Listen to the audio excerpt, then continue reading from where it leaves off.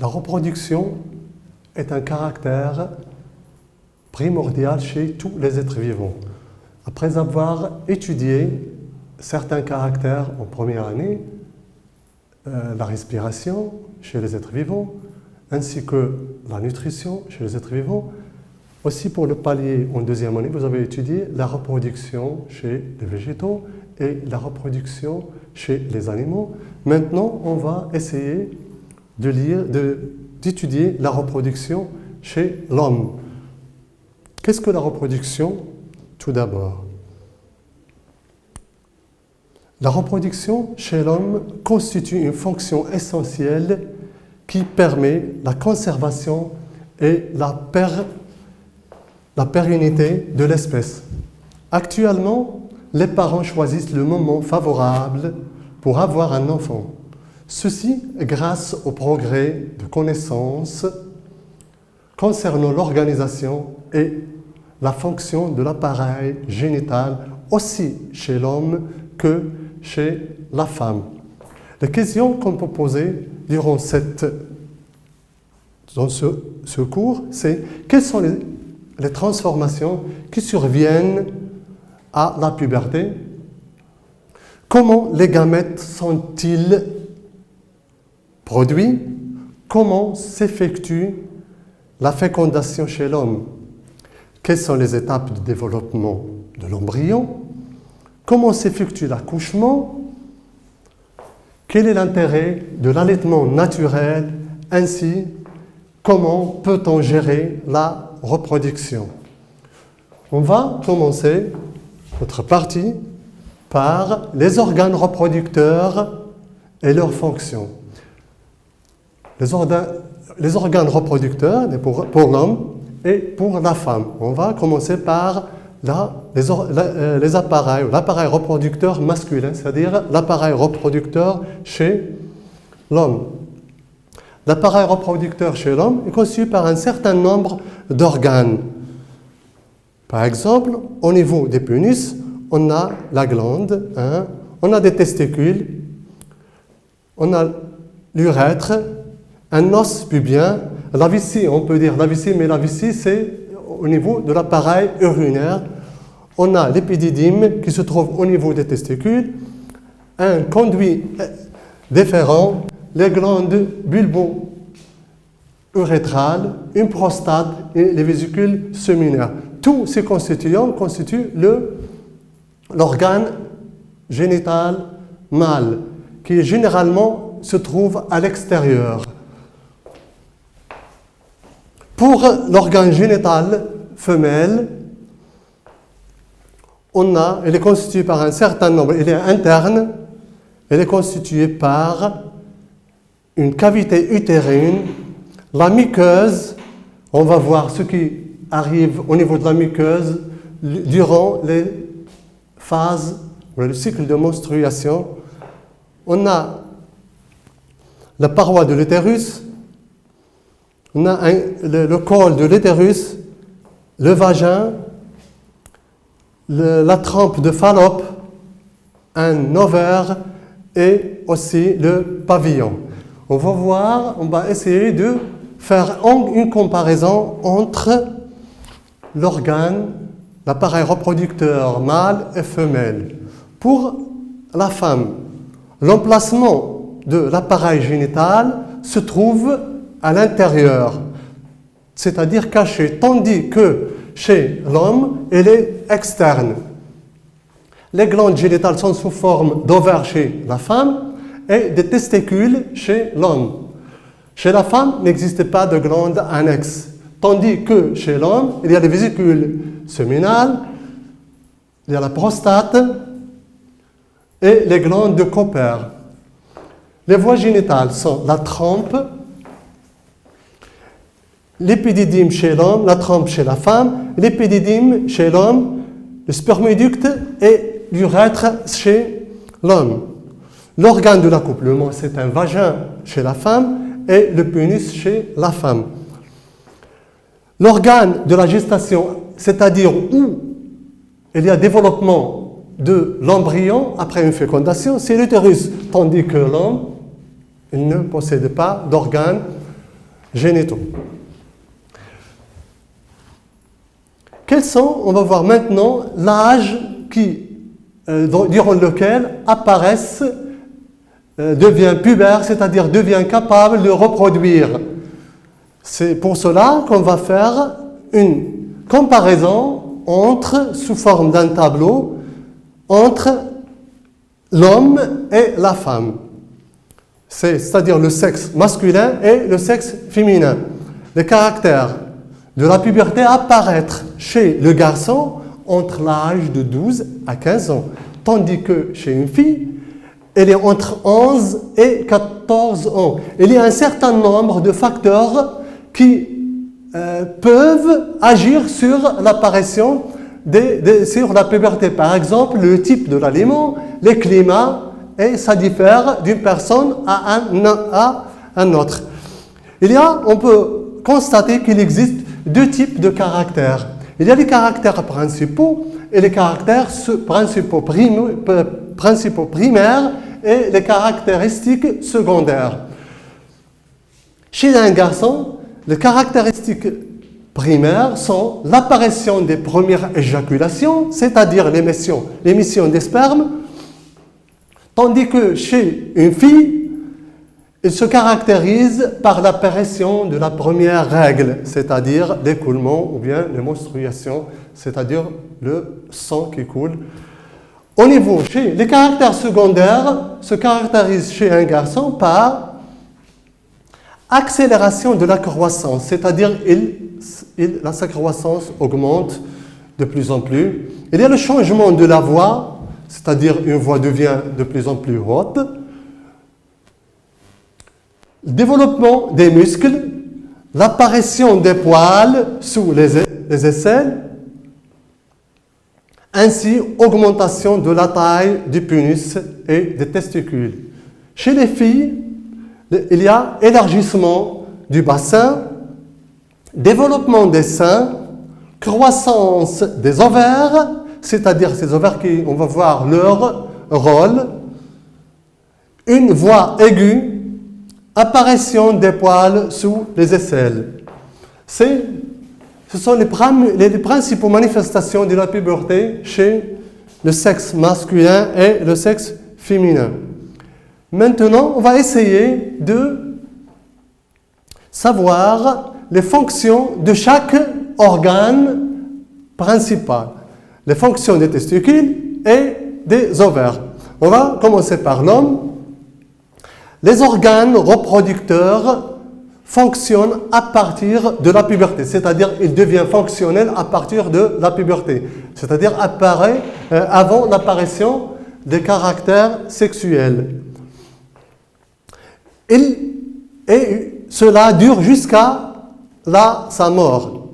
Afin de déterminer le rôle des testicules et des ovaires, on réalise un certain nombre d'expériences, bien sûr, sur des animaux. On va prendre deux souches, c'est-à-dire deux souches sous forme de souris. La première, c'est une souris, c'est une expérience témoin. On va prendre une souris normale. On va voir ses résultats. On va suivre sa croissance. On voit qu'il y a une production de gamètes. Il va produire à un certain âge de puberté, il va produire des gamètes. Il va développer des organes sexuels, les organes sexuels qu'on a vus, soit les organes sexuels primaires ou les organes sexuels secondaires. Après, on va pour une autre souche, pour la deuxième souche, on va faire une ablation des testicules. C'est-à-dire, ablation des testicules, c'est-à-dire on va enlever les testicules de la souris mâle. Les résultats sont les suivants.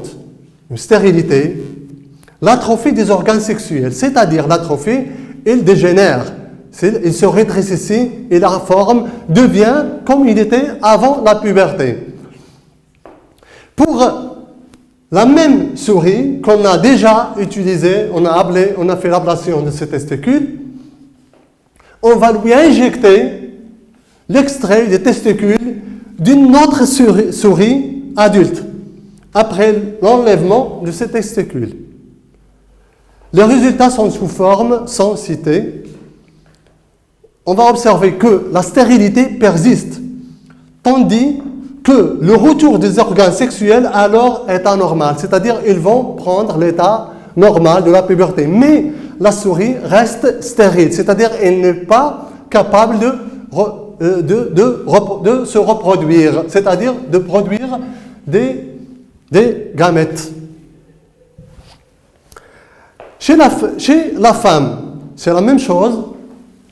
Afin de déterminer le rôle des ovaires, on réalise les mêmes expériences que chez la première, chez l'homme, mais aussi chez des animaux. Et l'animal qu'on va prendre, c'est la souris.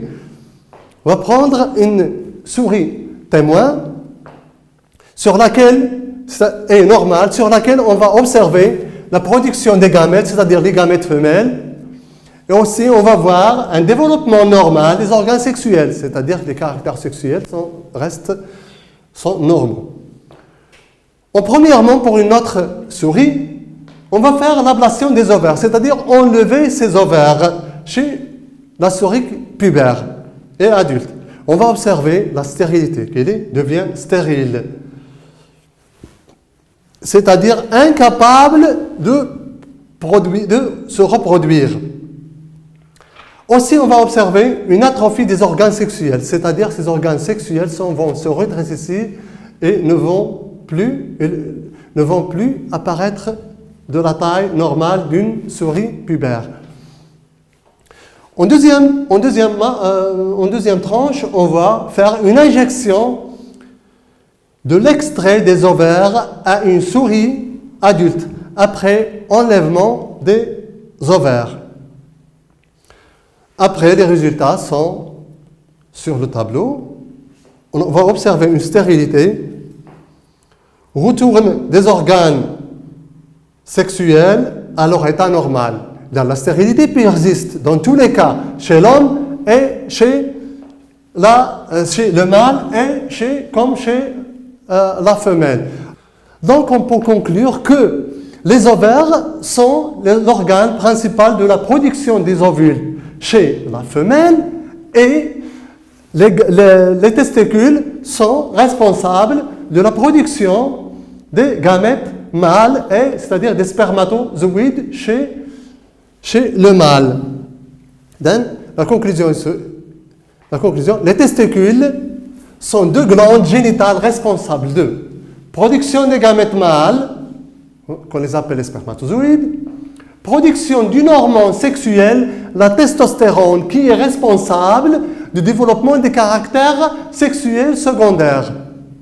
Et aussi la maturation des organes sexuels, qu'on a déjà vu dans les caractères chez un pubère.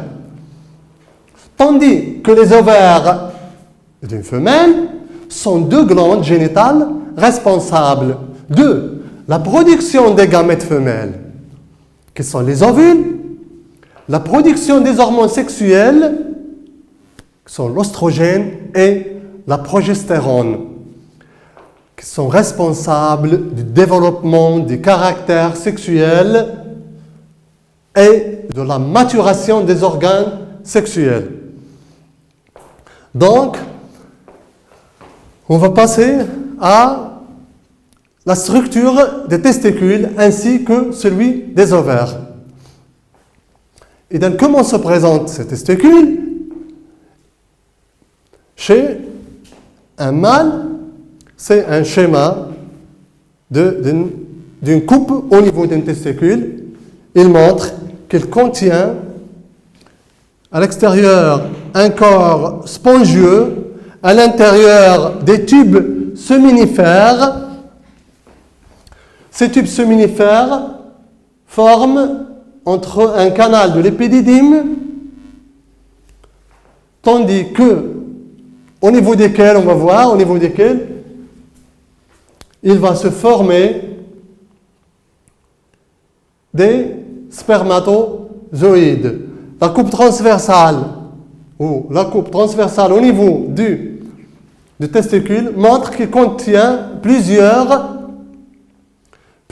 types de cellules. On a les cellules de Leydig, ce sont des cellules interstitielles, et on a un tube séminifère au niveau duquel se fait la spermatogénèse et la formation des spermatozoïdes.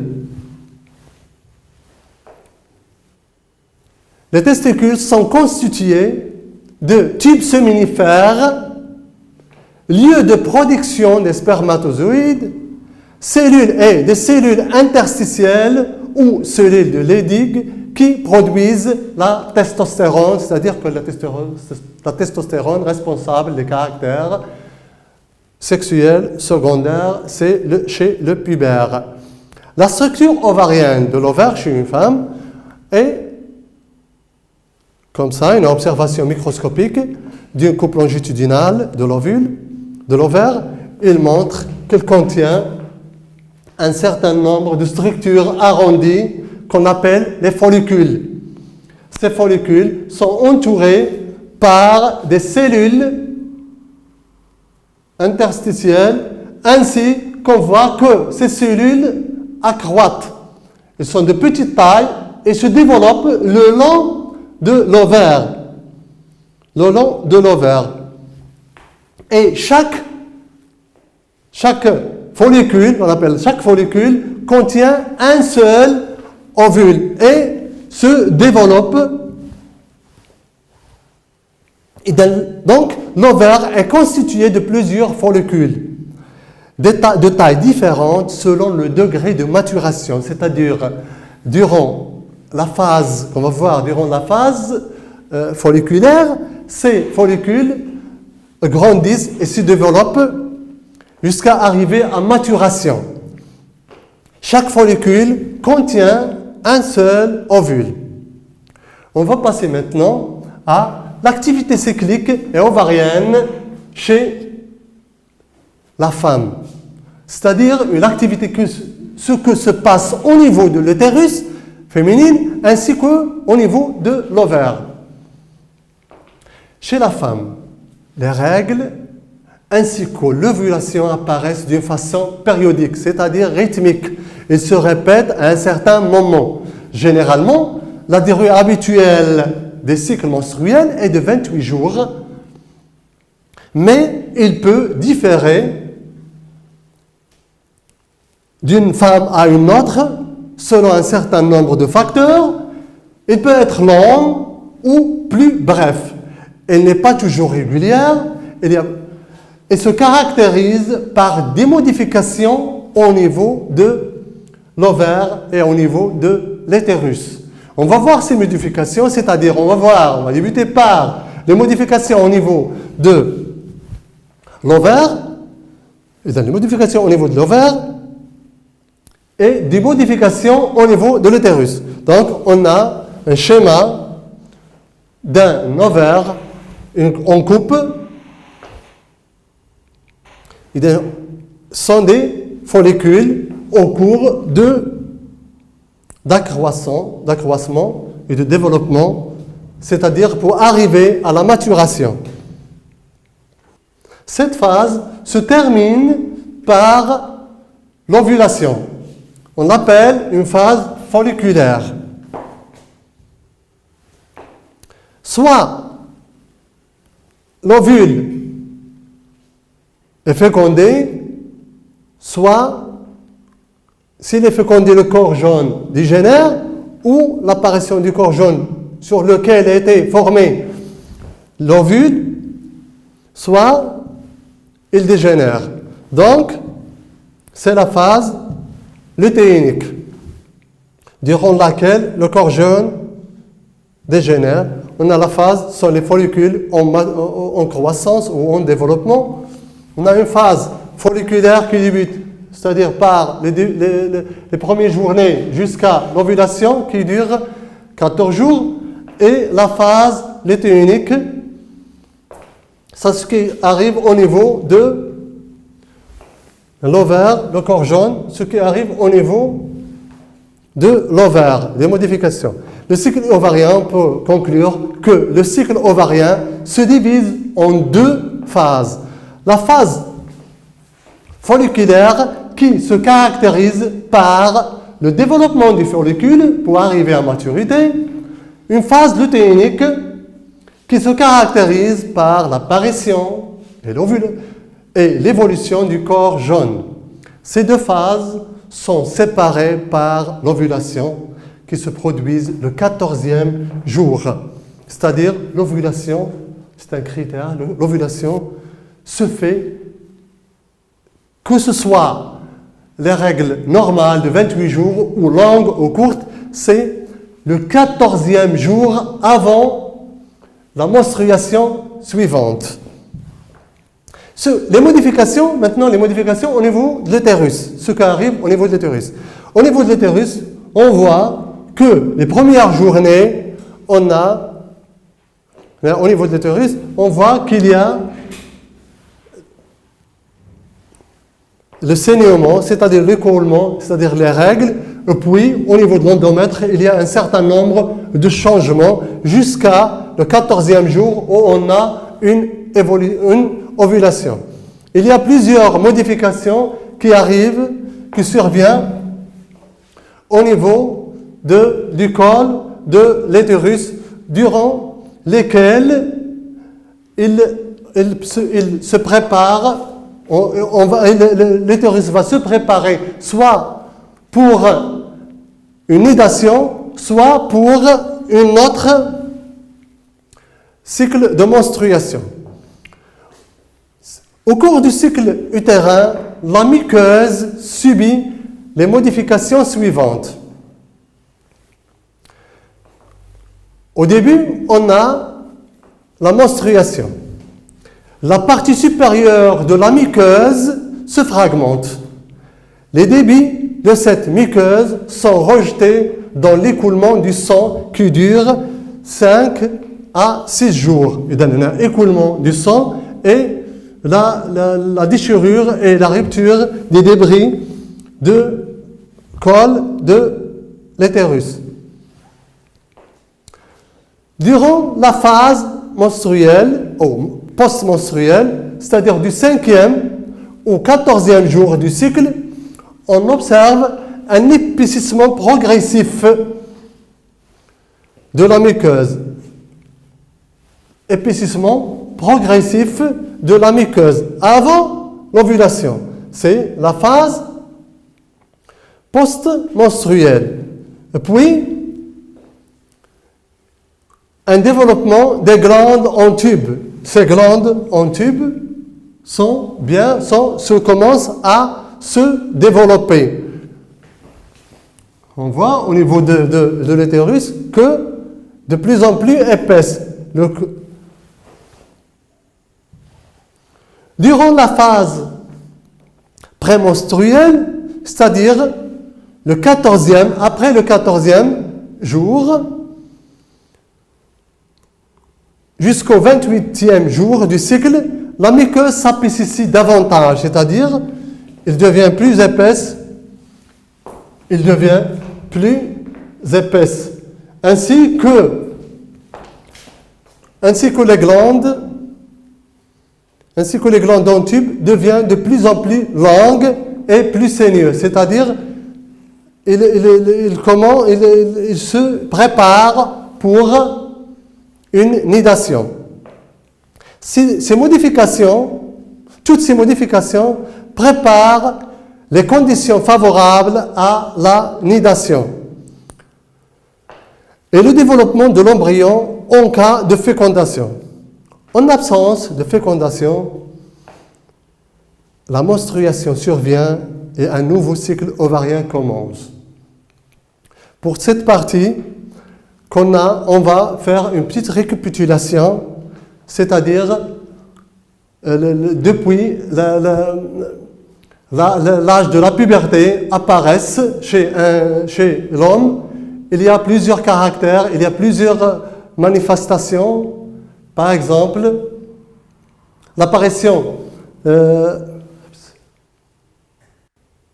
Comme conclusion générale de cette partie, je peux dire que l'homme, le masculin, produit des gamètes mâles sous forme de spermatozoïdes, tandis que là, qu'ils sont formés au niveau des testicules. Ainsi, tandis que chez une femme, c'est au niveau de l'ovaire que se produisent les gamètes femelles ou les ovules. On va voir que devient ces gamètes mâles et que devient ces gamètes femelles et à quoi vont aboutir. C'est ce qu'on va voir dans la deuxième partie du cours. Merci mes chers élèves. On se verra à la prochaine fois pour la deuxième partie du cours, la reproduction chez l'homme.